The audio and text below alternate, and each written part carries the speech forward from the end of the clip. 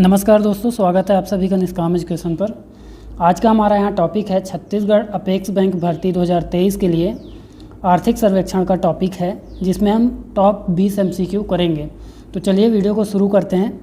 पहला क्वेश्चन क्या है, वर्ष 2022-23 में छत्तीसगढ़ राज्य की GSDP में सर्वाधिक योगदान किस क्षेत्र का रहा है। क्वेश्चन है, ऑप्शन है आपका प्राथमिक क्षेत्र, द्वितीयक क्षेत्र, तृतीयक क्षेत्र या डी इनमें से कोई नहीं।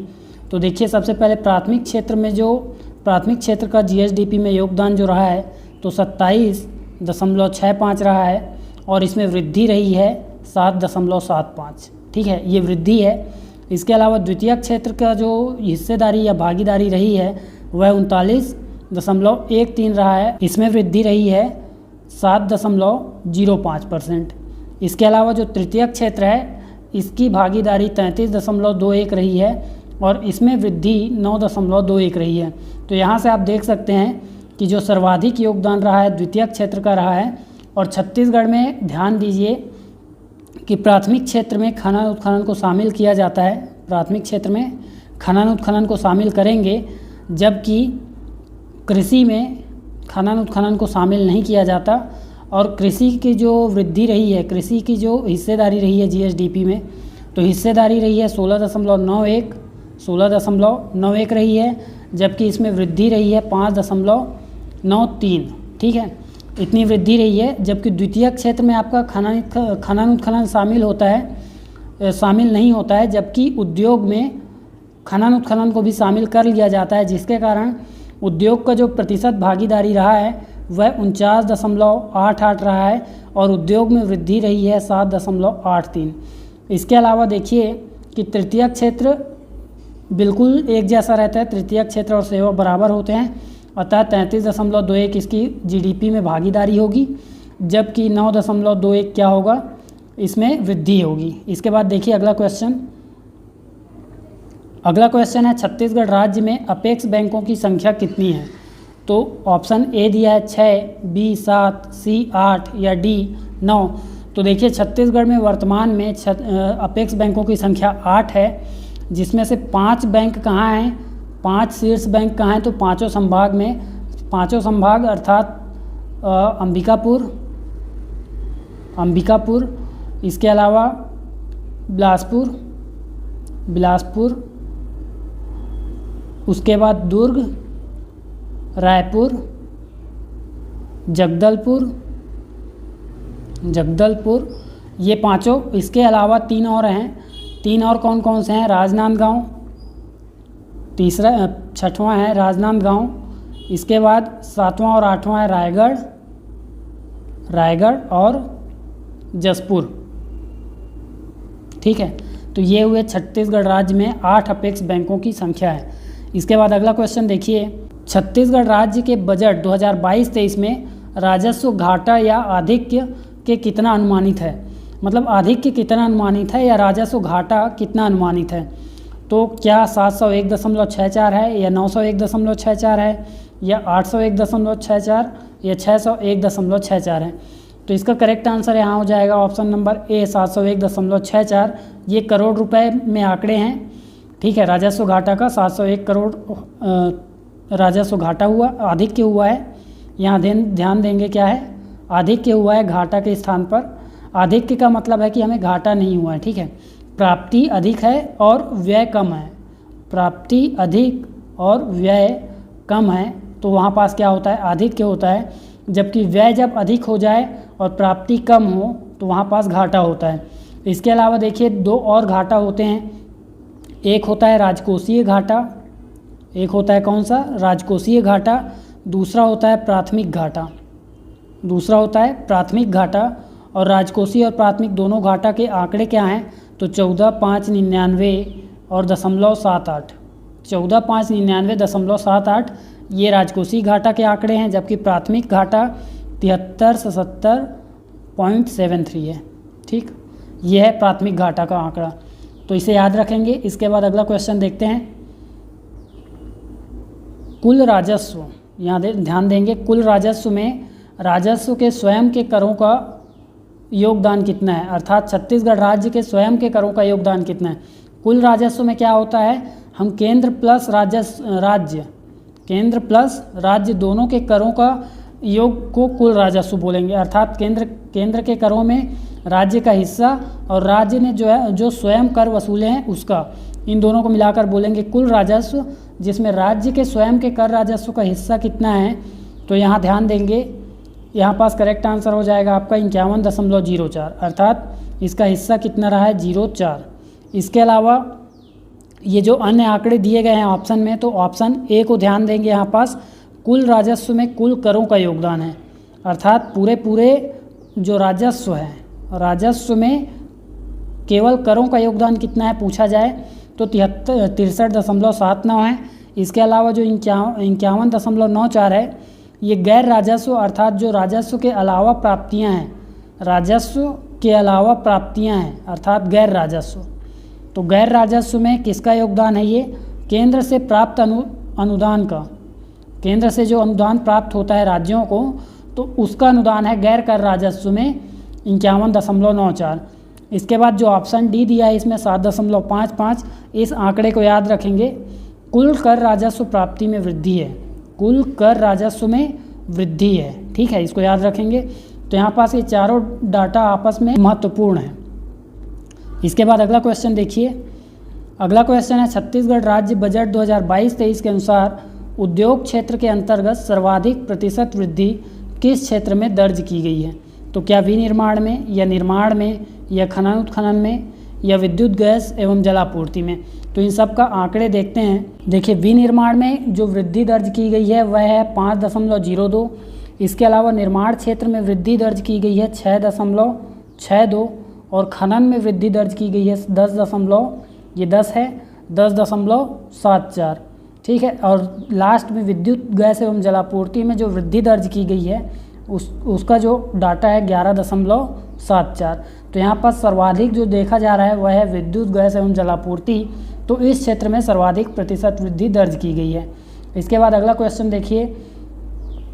अगला क्वेश्चन दिया है वर्ष 2022-23 में उद्योग क्षेत्र के अंतर्गत जीएसडीपी में सर्वाधिक प्रतिशत भागीदारी किसकी रही है। तो क्या विनिर्माण की रही है, या निर्माण की, या खनन उत्खनन, या विद्युत गैस एवं जलापूर्ति। तो वृद्धि में तो विद्युत गैस एवं जलापूर्ति की थी, लेकिन यहाँ देखिए विनिर्माण का जो भागीदारी रहा है, भागीदारी प्रतिशत कितना रहा है 18.67, अर्थात कुल जीडीपी में 18.67% जो है विनिर्माण से प्राप्त हुआ। निर्माण से कितना प्राप्त हुआ, तो 9.60 प्राप्त हुआ। इसके बाद खनन उत्खनन से कितना प्राप्त हुआ, तो 10.74% इसकी भागीदारी रही है। ये सभी प्रतिशत में है, सभी आंकड़े महत्वपूर्ण हैं और प्रतिशत में है। लास्ट है विद्युत गैस एवं जलापूर्ति, तो इसकी भागीदारी रही है 10.87%। ठीक है, तो ये हुआ। इसके बाद आप देख सकते हैं यहाँ पास विनिर्माण में सर्वाधिक वृद्धि रही है, अर्थात सर्वाधिक भागीदारी रही है। तो यहाँ पास करेक्ट आंसर हो जाएगा ऑप्शन नंबर ए। इसके बाद अगला क्वेश्चन देखिए। आगे है क्वेश्चन, कृषि क्षेत्र में वर्ष 2011-12 से अब तक की सर्वाधिक ऋणात्मक वृद्धि पूछ रहा है, कब रही है, कब पूछा गया है। तो क्या 2016-17 या 17-18 या 18-19 या 19-20। तो देखिए यहाँ पास आप जो 2016-17 है, इस समय कृषि में सर्वाधिक वृद्धि हुई थी, सर्वाधिक वृद्धि हुई थी। और वृद्धि कितनी थी 21.28%। ठीक है, 21.28% वृद्धि रही है, और वह भी सर्वाधिक रही है। अब तक की सर्वाधिक वृद्धि 2016-17 में। उसके अगले ही वर्ष सर्वाधिक ऋणात्मक रहा है, सर्वाधिक ऋणात्मक हो गया। और इस समय जो ऋणात्मक था वह कितना था, तो -10.90, इतना परसेंट ऋणात्मक था। इसके बाद 2018-19 में उद्योग क्षेत्र में सर्वाधिक वृद्धि हुई है, उद्योग क्षेत्र में सर्वाधिक वृद्धि हुई है। वृद्धि की बात कर रहे हैं यहाँ पास, ध्यान देंगे। और 16.29% की वृद्धि हुई है। इसके अलावा 2019-20 में सर्वाधिक वृद्धि हुई किसमें, सेवा क्षेत्र में। और सेवा क्षेत्र का जो आंकड़ा है वह है 10.82%, 10.82% की वृद्धि हुई किसमें, सेवा क्षेत्र में। कब, 2019-20 में। और ये दोनों ही क्षेत्र, उद्योग और सेवा क्षेत्र दोनों ही 2020 में अर्थात 2021 में ऋणात्मक रहे हैं। ठीक है, इसके बाद देखते हैं अगला क्वेश्चन। अगला क्वेश्चन है वित्तीय वर्ष 2012-13 से 2022-23 तक के 10 वर्षों में जीएसडीपी में औसत वृद्धि कितनी हुई है? तो क्या 5.93 या 5.37 या 5.73 या डी इनमें से कोई नहीं? तो देखिए यहाँ पास जो आंकड़े दिए गए हैं तो 5.93 जो आंकड़ा है किसका है? कृषि में वृद्धि का, अर्थात कृषि में जो कुल वृद्धि हुई है इसी वर्ष 2022-23 में जो वृद्धि हुई है उसका आंकड़ा दिया गया है 5.93। तो ये तो आपका जो जीएसडीपी में औसत वृद्धि है उसका आंकड़ा नहीं होगा, तो ऑप्शन 1 गलत हो जाएगा। ये कृषि में वृद्धि है।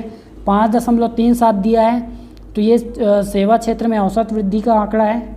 सेवा क्षेत्र में औसत वृद्धि के आंकड़े हैं, तो इनको आप याद रखते जाएंगे जो भी डाटा अलग से बताया जा रहा है। इसके बाद ऑप्शन सी दिया गया है ये करेक्ट हो जाएगा। यहाँ पास जीएसडीपी में जो औसत वृद्धि रही है वह 5.73 रही है। इसके बाद अगला क्वेश्चन देखिए। क्वेश्चन है छत्तीसगढ़ राज्य में कृषि उपज मंडियों की संख्या कितनी है? तो कृषि मंडियों की संख्या कितनी है? क्या 63 है या 69 है या 73 या 79? तो यहाँ देखिए करेक्ट आंसर यहाँ पास हो जाएगा 69। मंडियों की संख्या कितनी है? 69 है।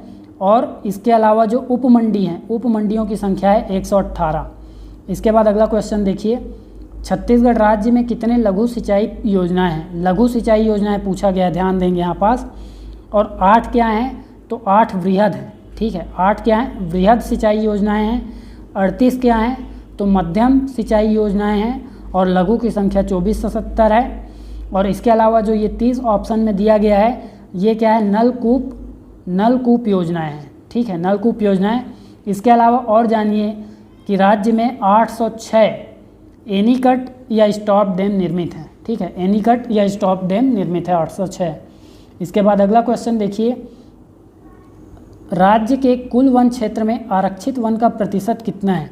क्या 43-13 है या 40-22 है या 16-65 है या डी इनमें से कोई नहीं? तो देखिए यहाँ आरक्षित वन का जो प्रतिशत है वह 43-13 हो जाएगा।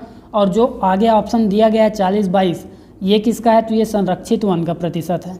छत्तीसगढ़ राज्य में कुल संरक्षित वन का भागीदारी कितना है वन क्षेत्र में? तो 40-22 है। इसके बाद 16-65 किसका है? 16.65 अवर्गीकृत वनों का है, ठीक है, अवर्गीकृत वनों का है। जब इसे हम आर्थिक सर्वेक्षण की क्लास होगी तो उसमें हम इसको सबको डिटेल से देखेंगे। इसके अलावा कुछ MCQ लाया जा चुका है टॉपिक वाइज, तो उसे आप देख सकते हैं। और कुछ क्लासेस भी अपलोड हैं, उसे भी आप देख सकते हैं चैनल पर जाकर। इसके बाद अगला क्वेश्चन देखिए। वित्तीय वर्ष 2021-22 में देश के कुल लौह अयस्क उत्पादन में छत्तीसगढ़ का योगदान प्रतिशत कितना रहा है? तो योगदान प्रतिशत पूछ रहा है यहाँ पास। ऑप्शन है 19.80, 16.27 या 10.67 या 4.37। सभी किस में है? परसेंट में है। सभी आंकड़े किस में है? प्रतिशत में, ठीक है। तो इसके बाद इसका जो करेक्ट आंसर यहाँ पास हो जाएगा। तो कुल लौह अयस्क में छत्तीसगढ़ का योगदान कितना रहा है? तो 16.27% रहा है। इसके अलावा जो 1980 दिया गया है ये किसके लिए है? तो कोयला उत्पादन में छत्तीसगढ़ की भागीदारी रही है 19.80। इसके बाद सी दिया गया है 10.67, ये चूना पत्थर उत्पादन में छत्तीसगढ़ की भागीदारी है। तो ये मूल्यों में नहीं है, उत्पादन में है, मात्रा में है, ठीक है। मूल्यों में आगे देखेंगे। 4.30 किसका रहा है? तो बॉक्साइट का रहा है, ठीक है। बॉक्साइट का उत्पादन रहा है छत्तीसगढ़ का हिस्सा बॉक्साइट के उत्पादन में। इसके बाद अगला क्वेश्चन देखिए। छत्तीसगढ़ के कुल खनिज राजस्व में मुख्य खनिज का योगदान कितना रहा है? तो जो खनिजों से जितनी भी आय प्राप्त हुई है उसमें मुख्य खनिजों से कितना प्राप्त हुआ है पूछा गया है प्रतिशत में। तो क्या 95% या 96% या 97 या 98%? तो देखिए यहाँ पास करेक्ट आंसर हो जाएगा आपका 97%। जबकि जो अन्य खनिज या जिन्हें हम बोलें गौण खनिज बोलें तो इनकी भागीदारी रही है 3%, ठीक है। इसके बाद अगला क्वेश्चन देखिए। छत्तीसगढ़ राज्य में लिंगानुपात कितना है? तो क्या 991 है या 994 है, 1020 है या 943 है? तो देखिए जो 991 है यहाँ पास करेक्ट आंसर हो जाएगा छत्तीसगढ़ के लिए, जिसमें से ग्रामीण और शहरी में यदि डिवाइड करें तो ग्रामीण में लिंगानुपात कितना है? 1001 है। जबकि शहरी में बोला जाए तो शहरी में कितना है? शहरी में हो जाएगा आपका 956, ठीक है। 956 लिंगानुपात है शहरी क्षेत्रों में। इसके अलावा जो 994 दिया गया है ये एससी का है, जबकि 1020 दिया गया है ये एसटी लिंगानुपात है छत्तीसगढ़ में। इसके अलावा 943 जो आंकड़ा दिया गया है ये भारत में लिंगानुपात है। ठीक है, तो ये हुआ जो भी महत्वपूर्ण आंकड़े थे आपको ऑप्शन में दे दिए गए थे ताकि आसानी से बताया जा सके। इसके बाद अगला क्वेश्चन देखिए, आगे क्वेश्चन है छत्तीसगढ़ राज्य के 27 जिलों के आंकड़ों में अधिकतम महिला साक्षर जिला कौन सा है? क्या रायपुर है या बालोद या दुर्ग या सुकमा? तो देखिए सबकी महिला साक्षरता दर देखते हैं यहाँ पास कितना है। तो रायपुर में जो महिला साक्षरता दर है वह है 72.79, ठीक है, जबकि बालोद में यही आंकड़ा 71.28 है। अर्थात वहाँ कितनी महिलाएं साक्षर हैं? तो यहाँ रायपुर में 72% और बालोद में 71%। इसके अलावा जो दुर्ग है वहाँ पास 75.01% महिलाएं साक्षर हैं और सुकमा में सबसे कम 25.7% महिलाएं साक्षर हो जाएंगी। इसका मतलब यहाँ पास सर्वाधिक किसका है? तो दुर्ग में सर्वाधिक महिला साक्षर हैं। तो ऑप्शन सी आपका यहाँ करेक्ट हो जाएगा। इसके बाद 16वां क्वेश्चन देखते हैं, निम्न में से कौन सा वित्तीय वर्ष 2021-22 के खाद्यान्नों के उत्पादन के घटते क्रम में सही है? मतलब सही है घटते क्रम में कौन सा आपको चुनना है। तो क्या धान, मक्का, गेहूँ यही उत्पादन का क्रम है? इस क्रम का क्या मतलब है कि धान का उत्पादन सर्वाधिक हुआ है, उसके बाद मक्का का, उसके बाद गेहूँ का। तो क्या ये सही है? तो यहाँ पर देखिए ये बिल्कुल सही हो जाएगा, ऑप्शन नंबर ए। इसका मतलब बाकी ऑप्शन आपके गलत हो जाते हैं। तो एक बार आप क्या करेंगे, यहाँ ध्यान देंगे, जो भी शेष फसल हैं उनको देख लेते हैं। तो सबसे ऊपर में तो आपका यही तीनों हैं, धान, मक्का, गेहूँ। इसके बाद जो चौथा है तो कोदो कुटकी है, कोदो कुटकी। चौथा जो फसल है वह कौन है? कोदो कुटकी, जिसका सर्वाधिक उत्पादन हुआ है। उसके बाद छोटे अनाज की श्रेणियाँ आ जाएंगी यहाँ पास, छोटे अनाज। इसके बाद अगला क्या हो जाएगा? जौ, और लास्ट हो जाएगा आपका ज्वार। तो ये जो भी खाद्यान्न है 7 प्रकार के, तो सर्वाधिक उत्पादन हुआ है धान का, सबसे कम यहाँ पास ज्वार में देख रहे हैं आप। ठीक है, इसके बाद अगला क्वेश्चन देखिए, निम्न में से कौन सा एक लघु औद्योगिक क्षेत्र है? क्या सिरगिट्टी है या तिफरा या भनपुरी या सिलतरा? तो देखिए सिरगिट्टी बिलासपुर में स्थित है और ये एक वृहद औद्योगिक क्षेत्र है। वृहद मतलब क्या होता है? वृहद मतलब 200 हेक्टेयर से अधिक। ठीक है, क्षेत्रफल कितना होता है? 200 हेक्टेयर से अधिक होता है। जबकि तिफरा क्या है? यहाँ पास लघु औद्योगिक क्षेत्र हो जाएगा। लघु मतलब एक बार ध्यान दीजिए, यहाँ पास वृहद, मध्यम, लघु और सूक्ष्म को देख लेते हैं। वृहद मतलब क्या होता है? 200 हेक्टेयर। मध्यम मतलब, मध्यम का तात्पर्य यहाँ पास क्या हो जाएगा? 100 से 200 हेक्टेयर, 100 से 200 हेक्टेयर। जबकि लघु मतलब क्या होगा? लघु मतलब 50 से 100 हेक्टेयर। ठीक है, 50 से 100 हेक्टेयर लघु होगा। जबकि सूक्ष्म जो औद्योगिक क्षेत्र होते हैं उनका क्षेत्र कितना होता है? 50 हेक्टेयर से कम होता है। तो यहाँ देखिए तिफरा जो है लघु औद्योगिक क्षेत्र के अंतर्गत आएगा और भनपुरी मध्यम के अंतर्गत आएगा, रायपुर में है, और सिलतरा भी रायपुर में है, सिलतरा वृहद के अंतर्गत आएगा। तो ये हुआ आपका औद्योगिक क्षेत्र। इसके बाद अगला क्वेश्चन देखते हैं, वर्ष 2021-22 की स्थिति में राज्य की स्वयं की तापीय एवं जलीय कुल विद्युत क्षमता कितने मेगावाट है? अर्थात जो भी थर्मल पावर प्लांट हैं और जो भी जल विद्युत संयंत्र हैं उनका कुल उत्पादन क्षमता कितना रहा है पूछा गया। ऑप्शन है 24-34, 34-34 या 29-84 या 24-24। सब में लास्ट में 7 है पॉइंट में। तो देखिए यहाँ करेक्ट आंसर हो जाएगा 29-84। ठीक है, 29-84.7 यहाँ करेक्ट आंसर हो जाएगा, जिसमें से आपका 28-40 जो है ताप विद्युत से उत्पन्न होता है, अर्थात ताप से उत्पन्न होता है 28-40 मेगावाट। इसके अलावा 138.70 ये क्या हो जाएगा? आपका जल विद्युत क्षमता है। इसके अलावा जो 6 मेगावाट है वह भोरमदेव कवर्धा से 6 मेगावाट उत्पन्न किया जाता है। इसके बाद देखिए अगला क्वेश्चन क्या है, छत्तीसगढ़ में 2022 की स्थिति में शिशु मृत्यु दर कितनी रही है? तो क्या 77 रही है या 38 या 50 या 63? तो देखिए शिशु मृत्यु दर 2022 की स्थिति में यदि बात करें तो यहाँ पास करेक्ट आंसर हो जाएगा 38। शिशु मृत्यु दर कितनी रही है 2022 की स्थिति में? 38, जिसे कितना लाने का लक्ष्य रखा गया है? तो 15 से कम लाने का लक्ष्य रखा गया है। कब तक में? 2030 तक में। सतत विकास का लक्ष्य है। इसके अलावा देखिए मातृ मृत्यु दर, इसके अलावा आपको क्या जानना है? मातृ मृत्यु दर, और मातृ मृत्यु दर कितना है वर्तमान में 2017 से 19 तक के आंकड़ों के अनुसार? 2017 से 19 तक के आंकड़ों के अनुसार कितना हो जाएगा? यहाँ पास 160 है मातृ मृत्यु दर छत्तीसगढ़ में, ठीक है, जिसे 2030 तक 110 लाने का लक्ष्य रखा गया है। तो इसे आपको याद रखना है, इन सभी आंकड़े महत्वपूर्ण हैं। इसके बाद अगला क्वेश्चन देखिए, बैंकिंग क्षेत्र का 2022-23 में जीएसडीपी में कितने प्रतिशत भागीदारी अनुमानित है? क्या 3.81 है, या 3.94, या 4.96, या 4.29? तो देखिए यहाँ पास बैंकिंग क्षेत्र का जो 2022-23 में भागीदारी रही है वह है 4.96%, ठीक है, 4.96% जीएसडीपी में भागीदारी रही है। यहाँ पास आपका करेक्ट आंसर हो जाएगा ऑप्शन नंबर सी, 4.96%, ठीक है। इसी के साथ जो इकोनॉमिक सर्वे का पार्ट था ये समाप्त होता है, और इकोनॉमिक सर्वे में केवल ये 20 क्वेश्चन ही हैं। इसके अलावा अन्य टॉपिक पर भी एमसीक्यू लाए जाएंगे जो छत्तीसगढ़ राज्य के अपेक्स बैंक की भर्ती के लिए लाया जाएगा। तो इसके लिए आप जुड़े रहिए हमारे चैनल से। वीडियो में अंत तक बने रहने के लिए धन्यवाद।